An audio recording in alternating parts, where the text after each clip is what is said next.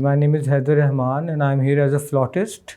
My main profession is I run a business which is called Design Lines. It's a furniture showroom. I design and manufacture, I do interior designing. My journey as a flautist, I started playing around 25 years ago. उस वक्त my sister used to play and I saw her playing, I got inspired. उसने छोड़ दिया बजाना and I continued. And my grandfather, Mr. Haider Rahman, he was a promoter of classical music. Because of him, I got a lot of exposure to classical music, and we were listening to classical music at a young age. And I got very good teachers available for myself. And मेरी intention नहीं थी to play it professionally on a professional level. When I went to study abroad, मैंने economics में degree की. तो उधर I decided कि when I went there कि मैं पाकिस्तानी और इंडियन सर्कल्स में जो है वहाँ नहीं बजाऊँगा. I will try to play with world music circles, and I started playing with African musicians, with Bulgarian jazz musicians, and उधर जाके फिर मेरा इंटरेस्ट इसमें बहुत ज़्यादा बढ़ गया. When I started performing, और रोज़ रात को कहीं ना कहीं हम परफॉर्म कर रहे. And I started playing with some of quite very renowned musicians from all over the world. Pakistan, it's very difficult to have a career as a flautist. So initially I didn't know what to do. I got a job in the banking sector. I was in banking for 10 years, but I realized being a artsy person is not the profession I want to continue. And then I got into furniture, and it was a more of a creative work. So उसमें ज़्यादा I could, दोनों arts हैं और I could relate to both of them. The flute is one of the oldest instruments in the world. और जो पहला flute है वो जर्मनी के केव में मिला था, मैमथ की टस्क से बना हुआ. And the interesting thing is कि हर कल्चर में है, और हर कल्चर में इसमें मुख्तलिफ जो है ना उसके मेटल फ्लूट है, कोई डिफरेंट मटेरियल्स का है. सो द बैम्बू फ्लूट, इसका बड़ा रेलेवेंस है इधर with you can say spirituality in this region. तो रूमी की भी किताब का शुरुआत जो है वो बांसुरी से ही है कि ये अपनी जुदाई की कहानी सुनाती है, अपनी रूट से जुदा होने की. और ये हीर रांझा, हीर में उसमें भी सारा Ranjha is a flute player, तो इट्स ऑल अबाउट सारा जो उसका connection with this flute is very integral part of the whole journey. और इस तरह जो है वो आप मुख्तलिफ जितने भी सूफ़ीज़ हैं उनका सबका बांसुरी से एक ताल्लुक़ है. और इसका अगर देखा जाए तो इंटरेस्टिंग चीज़ है कि it's just a piece of bamboo, और इसमें जो है there are 6 holes here and 1 hole just to play. इसमें हमने 12 नोट्स निकालने फ्रॉम 6 होल्स. तो इसमें कोई फिक्स नोट्स नहीं है. इसमें you have to play with your air, and it requires practice of years and years to play it in tune. जो हाफ नोट्स हैं वो आपने अपनी उंगलियों को आधा खोल के बजाना होता है, और उसमें कोई निशान नहीं लगा हुआ कि ये अब आधा यहाँ पे है. वो आप अपने सिर्फ एयर से आपकी प्रैक्टिस इतनी ज़्यादा होनी चाहिए कि आपको अंदाज़ा ओवर द ईयर्स कम से कम 20 साल की रियाजत इसके लिए चाहिए for you to develop air and the technique to play a half note in this. अगर आप पियानो को देखें या गिटार को देखें, सारे इंस्ट्रूमेंट जो है उनको ट्यून में करना पड़ता है, मगर बांसुरी को बजाने के लिए अपने आप को ट्यून में करना पड़ता है. So that is why there are very few professional flute players in Pakistan. जो आम तौर पे जो सेमी प्रोफेशनल लेवल पे बजाते हैं उनको ट्यूनिंग का बहुत प्रॉब्लम होती है. अब मैं आपको बताता हूँ, जिस तरह जो एक मेजर स्केल है वो तो ये 6 नोट्स हैं, सारे गामा पादा निसा, वो तो आराम से. मगर अगर इसमें हाफ नोट बजाना है तो वो अगर आप मेरी फिंगर्स पे गौर करें तो अब ये उंगली मैंने अंदाजे से खोली है, इसमें कोई बटन नहीं है या कोई मार्क नहीं लगा हुआ कि ये इतनी खुले तो ये ट्यून में बजेगी. इसीलिए कम से कम मेरा ख्याल है इसके लिए 20 साल की प्रैक्टिस चाहिए इसको एक अच्छे मेयार पे बजाने के लिए. सो जी, my ustad is Akmal Qadri. I've learned most of my time I've learned from him, and then I also went to India to Pandit Prasad Rasiya, who's the living legend, one of the greatest flute players ever. And twice I went to his school and I learned from him, and I was lucky to sit just right in front of the greatest flute player of all time and learn this instrument from him and get the knowledge of classical music. India में एक तो मेरा flute से हट के एक lesson है मुझे बड़ा इंटरेस्टिंग है कि आपको याद होगा कि बॉम्बे में फ्लड्स आए थे, तो मैं पहली बार इंडिया गया और मैं अकेला था, मैं वहाँ किसी को जानता नहीं, और एक पाकिस्तानी के लिए एक थोड़ा सा एक होता है कि आपको थोड़ा सा एक डर भी होता है। तो वहाँ मैं उनके आश्रम से बाहर निकला तो आहिस्ता आहिस्ता जो है वो पानी आता जा रहा है और बारिश रुक नहीं रही और फ्लड आने लग गया और रिक्शे उलट रहे हैं और दरख्त गिर रहे हैं, और मुझे तो मतलब इट वाज सरेल कि ये I went there for the first time and you can't imagine कि दिस वुड हैपन। तो रात हमने फिर मैंने सारे फ़ोन बंद हो गए, जो भी थोड़े बहुत कॉन्टैक्ट्स थे जिनसे रब्ता किया हुआ था जाने से पहले, उनको I couldn't get in touch with them, हर बंदा फंसा हुआ, और गर्मियों में फुल सर्दी लग रही है। And I stayed the night in a bus जो ऊंची जगह पे थी।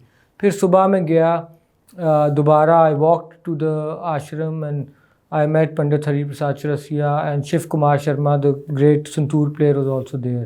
So this was one experience other than the learning part, which I can never forget. About the learning part, जो स्कूल है हरि प्रसाद रसिया का, उसमें वो कोई बैठ के उस तरह नहीं सिखाते कि आपको कोई उंगली पकड़ के सिखाएं कि ये करो। उनको सुनना ही, इस तरह के बंदे के सामने बैठना ही, you even listening to his note, क्योंकि it's classical music is about, it's not about how complicated you can play, it's about how simple and how deeply you can go in one note. तो उनका जो एक note ही था वो इतना ज़्यादा सुर में था कि वो कान में जो आवाज़ ही पड़ना was the learning of the real tone of the flute. I got to hear it. So it's not like कि उन्होंने मुझे कोई टेक्निक सिखाई या उन्होंने मुझे बताया ये करो. Just sitting in front of a legend like him, he is a person, ऐसा फ्लूट प्लेयर ना कभी पहले आएगा ना आया है। और जो दूसरी इंटरेस्टिंग चीज़ थी was the multicultural experience I got.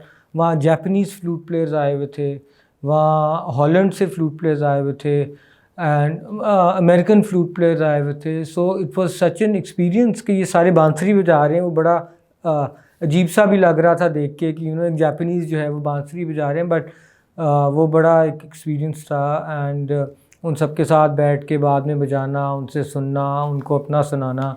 And I was the only Pakistani who's ever been to that school. So that was a great experience, which I think which has affected my playing, not immediately but over the years. It had its effect after years. हमारा जो music है classical, अभी तो instrument के बारे में बता रहा हूँ। The music I play, Eastern classical music, it's all based on improvisation. For example, Hansdun. Hansdun is a rag which consists of 5 notes. So this is the scale.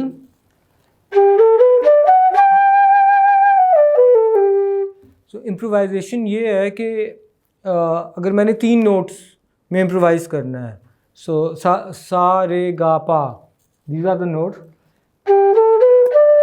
अब इन 3 नोट्स में मैं कैसे इम्प्रोवाइज़ कर सकता हूँ? I'll show you the technique.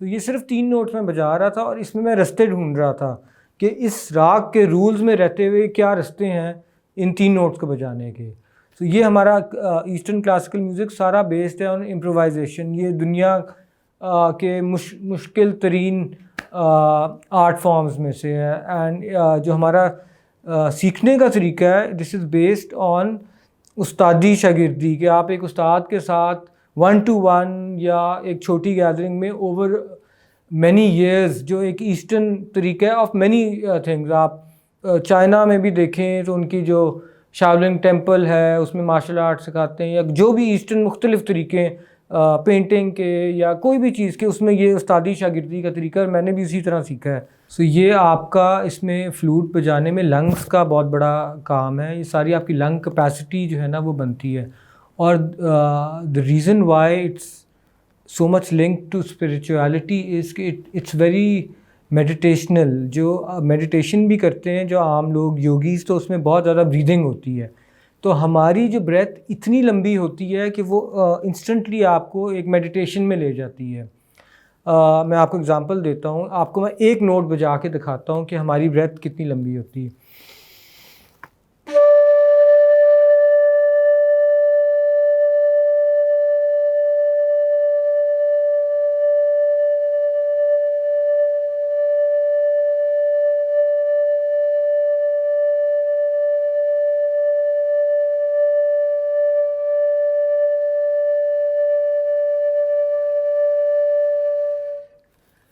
अभी ये कोई प्रॉपर वार्म अप नहीं किया हुआ था, अगर वार्म अप किया बहुत लंबी हो जाती है एक breath.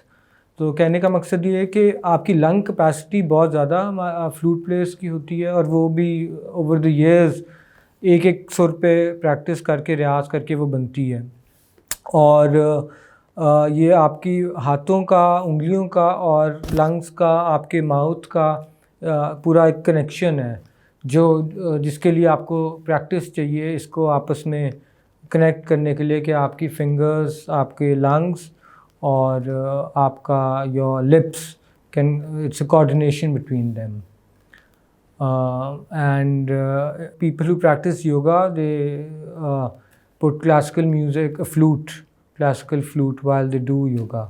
Internationally, probably I've done the most performances any flute player from Pakistan has done. I performed in America, in Turkey, Lebanon, Ireland, Scotland, England, Malaysia, Singapore, India, and many more. So I can't even remember.